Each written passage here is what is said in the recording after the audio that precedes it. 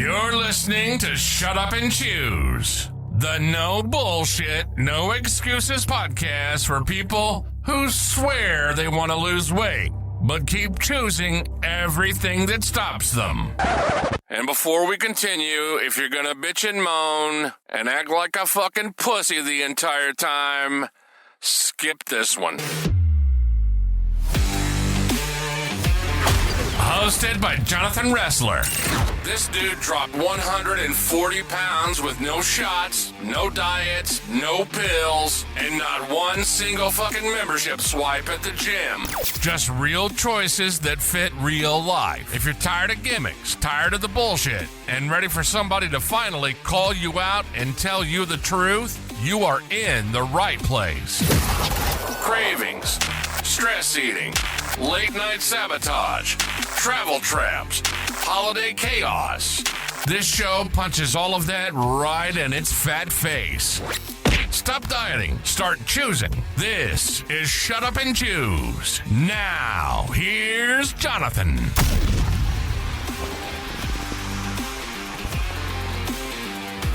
Hey, welcome back to Shut Up and Choose, the podcast that cuts the noise, the nonsense, and all the bullshit that the internet and the TikTok twits and the Instagram gurus and all those jerk-offs online, all that crap that they're telling you, it's all a bunch of shit. They're just trying to sell you stuff. Me, I'm just here to tell you the truth. So look, you just told somebody that you're going on a diet. Maybe it was your partner, maybe it was your friend at work, maybe it was just yourself in the mirror in the morning. Doesn't really matter who heard it. What matters is that you said it, I'm going on a diet. And the moment those words left your mouth, you already failed. Not metaphorically, actually. The failure is baked right in. You can't see it yet, but it's there. You're about to waste weeks, maybe months, operating under a sentence that predicts your own collapse before day one even happens. So here's what you need to understand. Words are not just sounds. They're not just communication. They're operating instructions. They're the code that your brain runs on. And when you tell yourself, or anyone else for that matter, that you're going on a diet, you've just written a very specific program into your system. That program has a built-in expiration date. You said, on a diet. Not, I'm someone who makes different choices. Not, I operate this way now. Not, this is how I eat. You said on. That little preposition, and I had to look up exactly what that word was, what on was. That little preposition just told your entire brain that you're temporarily located somewhere. And temporary locations have exits. You're on a diet like you're on a flight. And flights land. Diets end.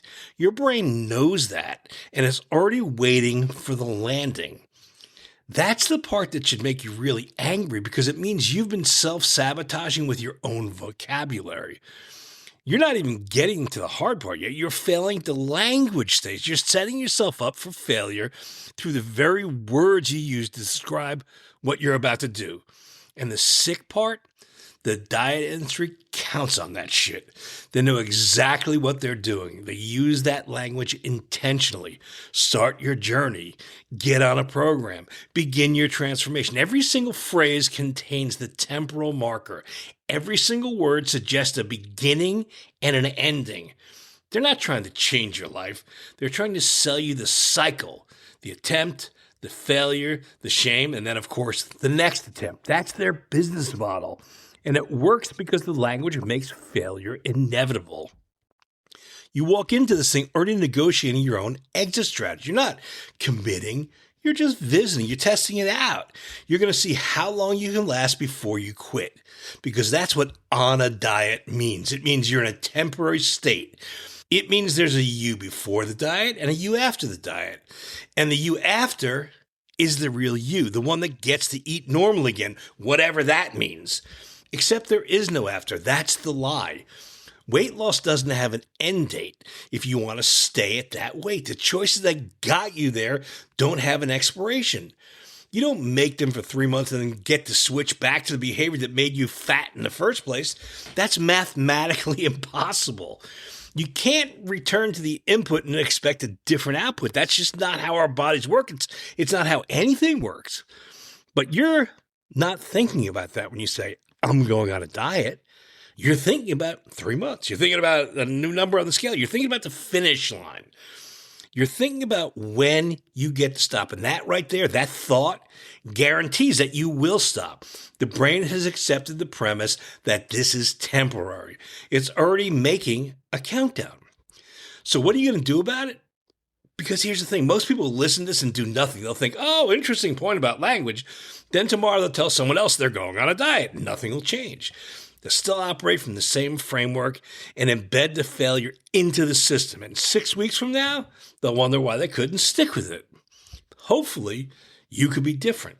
You could actually hear what I'm saying and change the code, not just the behavior, the language, the operating system itself. That's what today is about. How to take the language trap and smash it. How to use words that signal permanence instead of temporary. How to restructure the entire psychological framework so that the failure stops being the default outcome. The change starts with how you describe it, and everything else follows from that. So let's start with something simple. The word on, that preposition, that tiny 2-letter word that most people don't even think about when they say I'm going on a diet, but it's doing more work than you realize. Think about what on actually means in context. You're on a plane. You're on a vacation. You're on a business trip. You're on medication. In every single case, on indicates a temporary state of being, a location you're occupying that is not permanent, a condition that will ultimately end, or a phase with a beginning and an ending.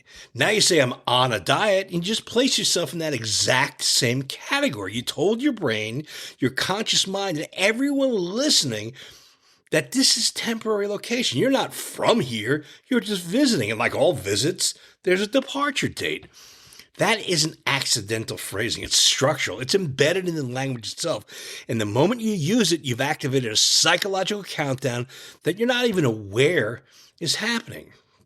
But here's what's really going on in your subconscious. You say, I'm on a diet, and your brain translates that to, I'm in a temporary state. It doesn't translate it to, I'm making different choices. It doesn't translate to, this is how I operate now. It translates to, this is a phase. Like all phases, it will end. So when does it end? Your brain starts running the math before you even make your first choice. It's calculating how long you can last. It's running through scenarios where this ends. It's preparing for the exit because the language told it there is one.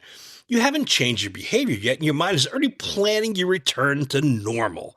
That's not weakness. That's just how language works. And the words you choose and use set the frame. The frame determines the outcome. That is different from what most people think about motivation or willpower. This isn't about being strong enough to stick with something hard. This is about your own vocabulary predicting failure before you start. You're not battling external circumstances. You're battling the operating system you installed with your own words. So let me make this concrete with something you interact with daily. When someone tells you they're on antibiotics, what does that mean? It means they have an infection. They're taking medicine to kill it. And once the infection is gone, they stop taking the antibiotics. The antibiotics have an end date. They're supposed to end. That's the entire point. Now take the same framework and apply it to, I'm on a diet. You just told yourself that your weight loss is an infection and the diet is the medicine. Once the weight is gone, you stop. The diet ends. You've placed weight loss in the same exact psychological category as a temporary medical intervention. Or compare it to this. I'm on a business trip. You're traveling for work. You're staying in a hotel. You're eating different foods, sleeping somewhere unfamiliar, operating on a schedule that's not your normal, but it's temporary. There's a date that you go home. There's a return to normal. That's the framework you activated when you said on a diet. You're in an abnormal state. You're enduring it. You're waiting to get back to normal, whatever the fuck normal is. And your brain is literally counting the days until it can happen. The problem is that normal is what made you overweight. Normal is what you got to the fat weight you're trying to leave. So you can't go back to normal and expect to stay where you want to be. It's just not possible. It's mathematically impossible. But your brain doesn't give a shit about math. It cares about language. And the language said temporary. This is why you find yourself negotiating so much during a diet. Well, I've been good all week. I deserve this, or just this one time. Or After vacation, I'll get back on track. You're constantly trying to bargain because you've accepted the premise that this is temporary. So every constraint feels like it should come with a reward. Every day of restriction feels like it should earn you a day of indulgence. You're basically running a transaction system. Deprivation now, permission later. That's what the language creates. If you said, I'm someone who doesn't eat this, there's no transaction. There's no barter. It's just the fact about who you are. But with I'm on a diet, you've created a debt. You owe yourself relief. You've promised yourself an ending. The fucking diet industry knows this. They built their entire system around temporary language because it guarantees that you'll eventually quit. And then you need another diet and then another. It's the perfect business model built on your own vocabulary, predicting your own failure. But that's not the worst. It gets worse because you don't just say it to yourself. You announce it. You tell your partner. You tell your coworkers. You post online about it. You make it public. Now you've turned a private choice into a public performance. And performances have audiences. And audiences have expectations. When you tell people I'm going on a diet, they hear it exactly like you do, as a temporary project. They start placing mental bets on how long you'll last. They're waiting for you to fail because the language told them you will. Every single time someone asks, how's the diet going? They're reminding you that it's supposed to end. They're asking you to report on your temporary phase. They're subtly reinforcing the idea that this has an expiration date. And you're reinforcing it too by answering in temporary language. I'm staying strong, or I'm being good. These words assume that you could stop being good. They assume that the phase will end. You've made a personal choice into a social event with a predicted outcome. And that prediction is baked into the language that everyone is using. But here's the part that should fucking piss you off to no end. You're not just using temporary language. You're using language that implies the old version of you is the real version. When you say I'm on a diet, you're saying the version of you that eats without thinking, that consumes mindlessly, that makes choices without considering consequences. That's who you really are. The diet version is a visitor. The old version, that's home. So of course you're going to return to it. You've embedded that belief into the language. You've literally defined the diet as an interruption in your real life. You haven't changed who you are. You're just temporarily behaving differently. And temporary behavior always reverts to the baseline.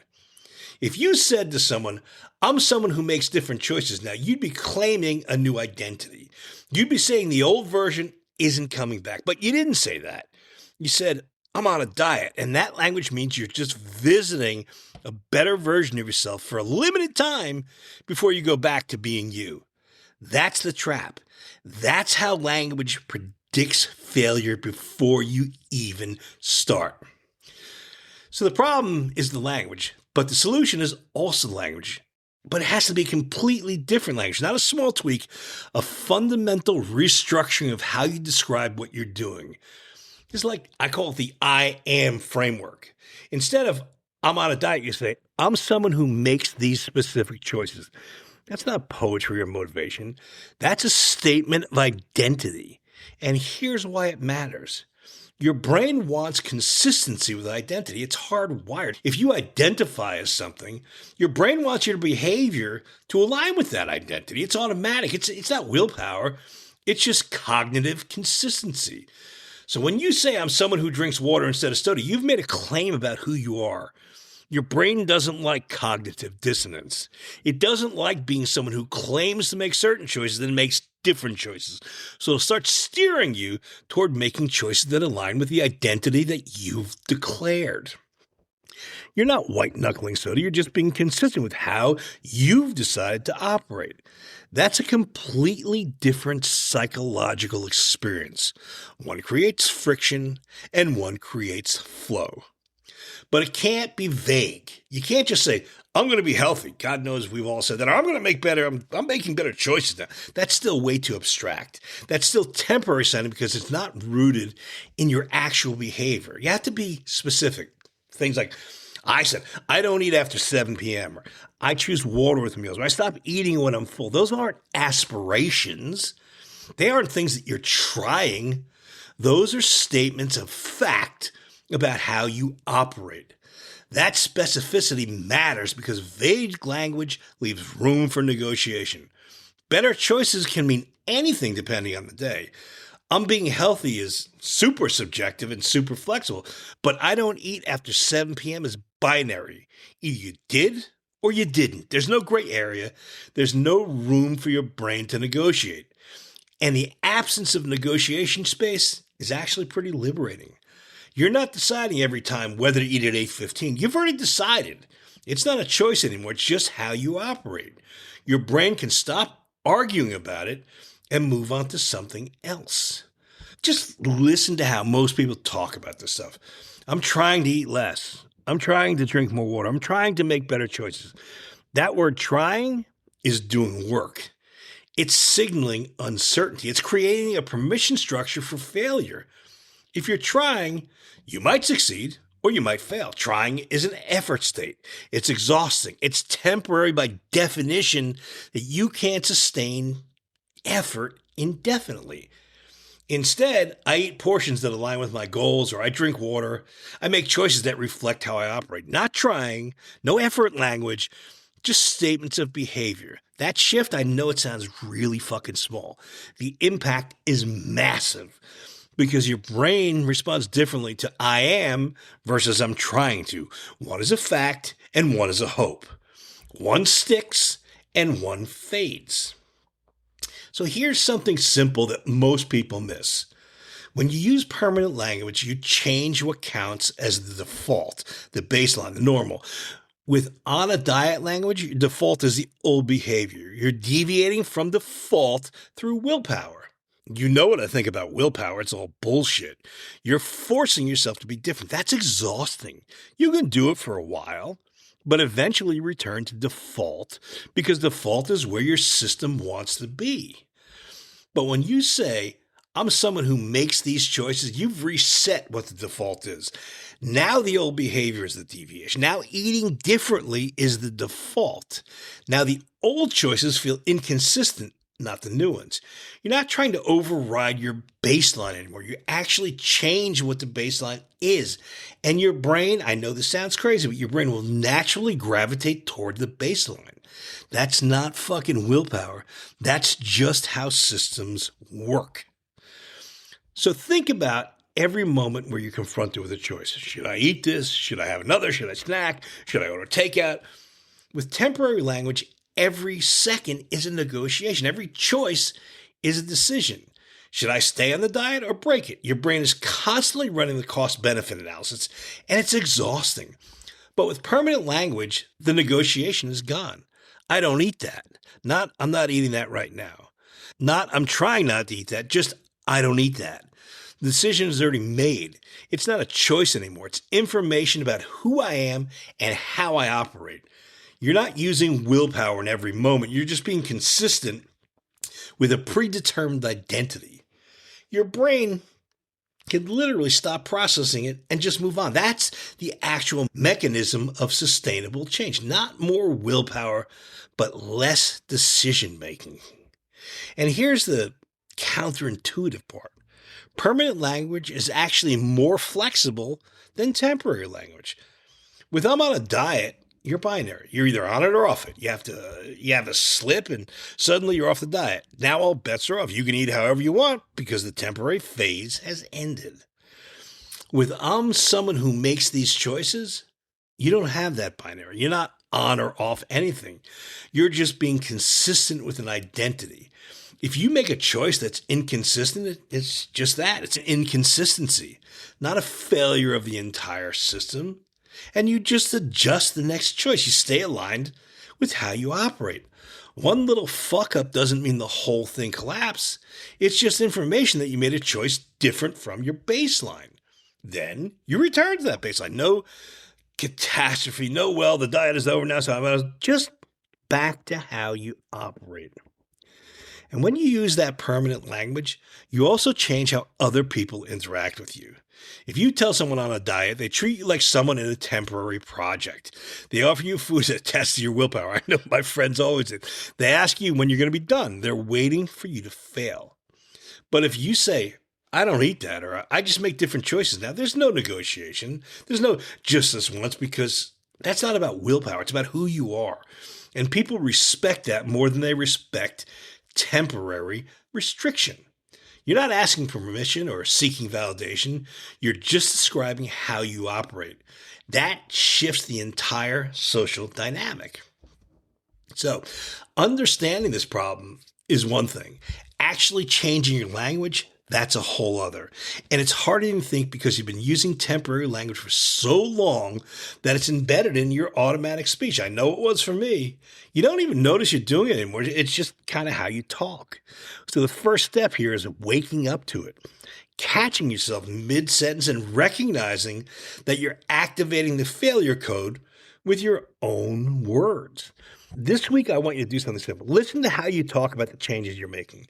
Do you say I'm on a diet, or do you say I'm someone who makes different choices? When you're tempted to do something, do you say I can't have that, or do you say I don't eat that?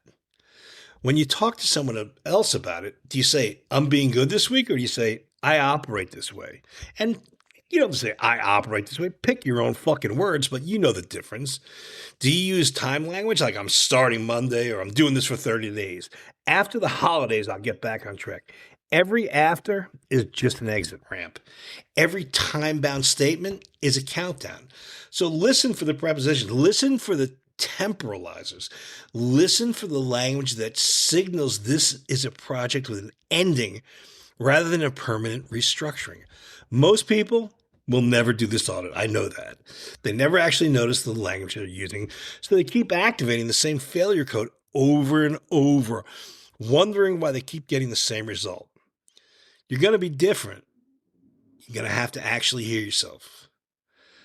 Once you start noticing, you get to redirect, and that has to happen immediately, not later, not when you're thinking about it, right when the old language comes out. Someone asks you, how's the diet going?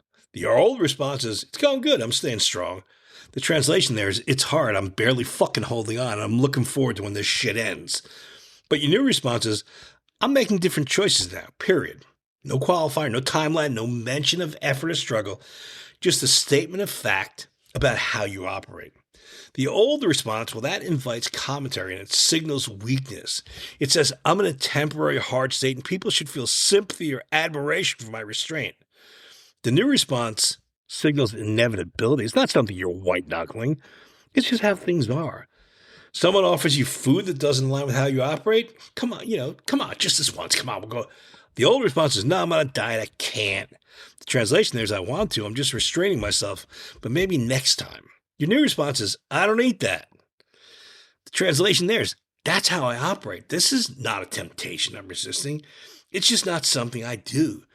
That difference is brutal. One makes you sound like you're suffering, and one makes you sound like you're just describing reality. People respond differently to each one. More importantly, you respond differently to each. One reinforces that this is hard, and one reinforces that this is just who you are.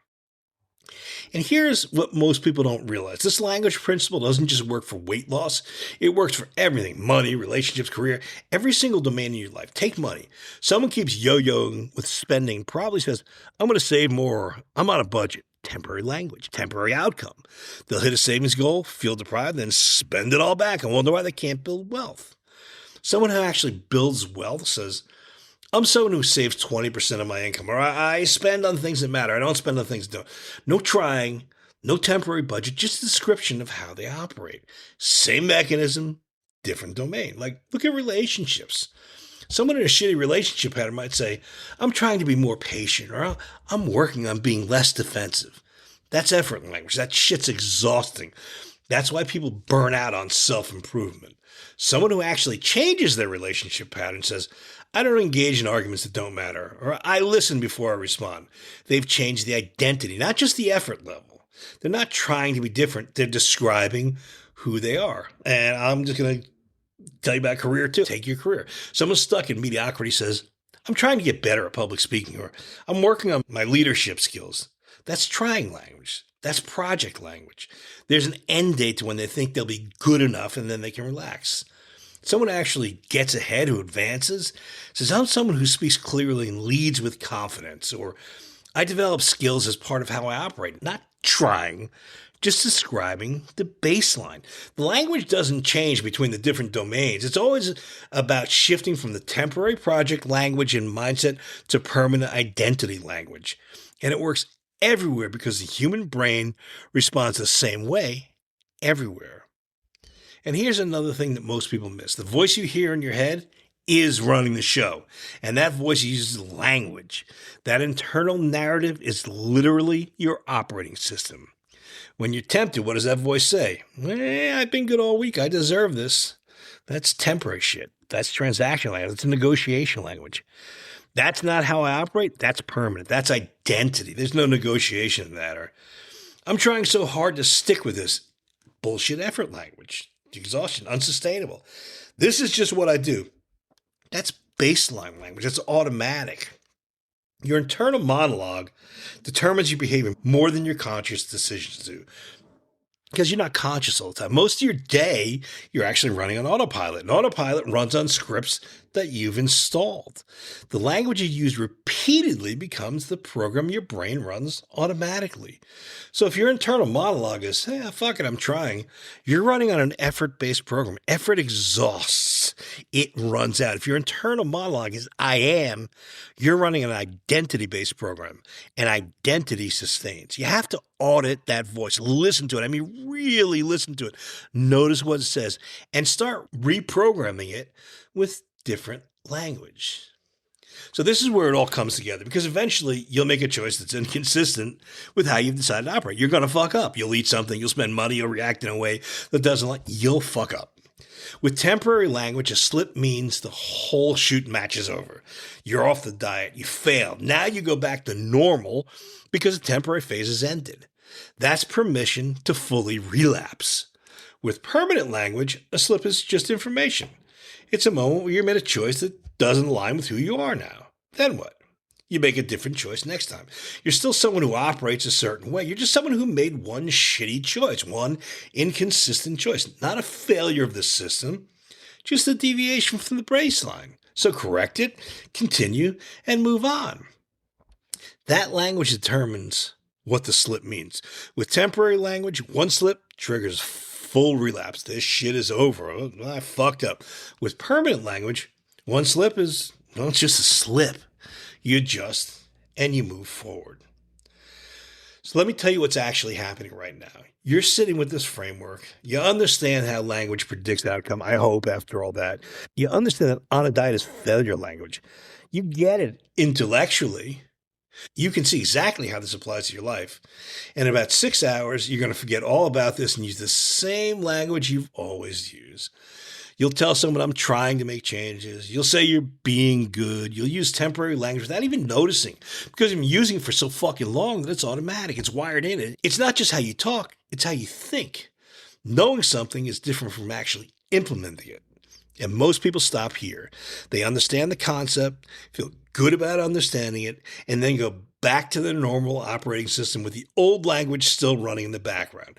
That's the gap. That's where most people fail. So here's what's at stake. Every word you use is either moving you toward permanent change or reinforcing temporary thinking. There is no neutral. Every time you say, I'm trying, you're installing a piece of software that says this is exhausting and temporary.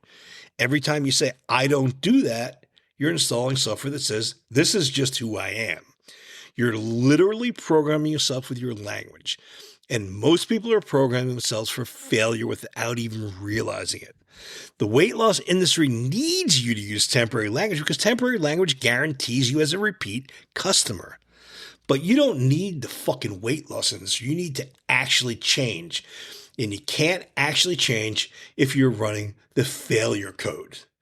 This isn't about motivation or willpower or finding the right program. I promise you that. This is about rewiring the operating system. And that's a lot harder than most people want to admit. But I've given you the framework here. You understand the mechanism. You can audit your language starting today, starting in 5 minutes from now. You can start redirecting your internal monologue and catch yourself using temporary language, then replace it with identity language. All of that is free. All of it is yours now. but understanding and executing are different. Most people will understand this episode and feel good about it, then operating exactly the same way they always have, because fucking change is hard, man, and old patterns are comfortable. If you want to see the actual architecture of how to identify where your language is sabotaging you across every single domain of your life, weight, of course, money, relationships, career, parenting, grab a copy of my book, Shut Up and Choose, on Amazon. It's an Amazon bestseller because it delivers what self-help refuses to: the truth about how language shapes reality. The book walks you through the exact process I used to lose 140 pounds, but more importantly, it shows you how to audit your own language patterns and rebuild them in every area where you're stuck. But reading about it, that's a start, but it's not enough. The choice reset is where you stop reading about change and start building it. It takes 60 minutes, one conversation, deep honesty about the language you're using, the identity that you're accepting, and what it's actually costing you.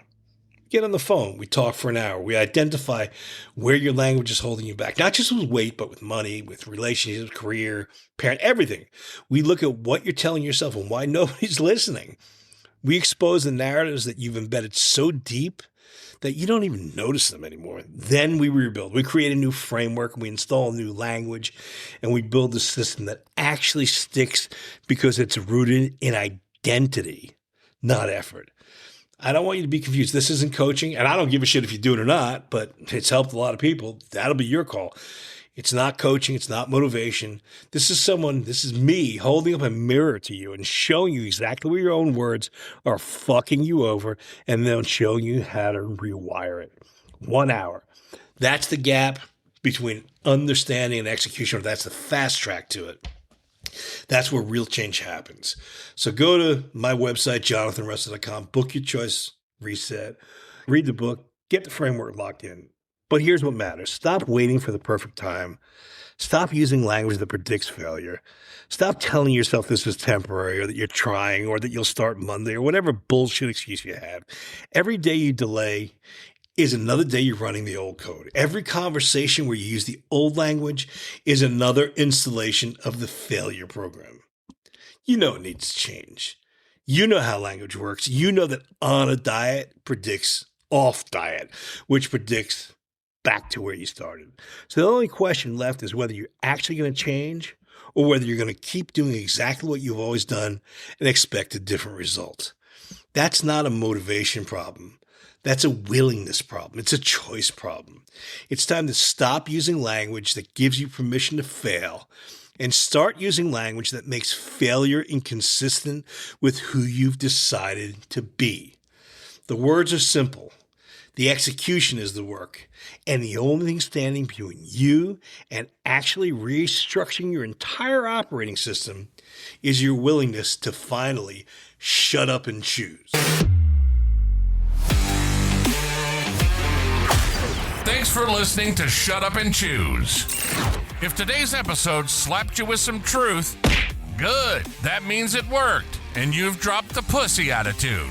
Make sure to like, rate, and review. And connect with Jonathan on Instagram at Jonathan Wrestler Fat Loss, on YouTube at Jonathan Wrestler, and online at jonathanwrestler.com. No diets, no gimmicks, no excuses, no bullshit. Just smarter choices, starting the second you hit stop on this episode. Shut up and choose. Now, go make a better fucking choice.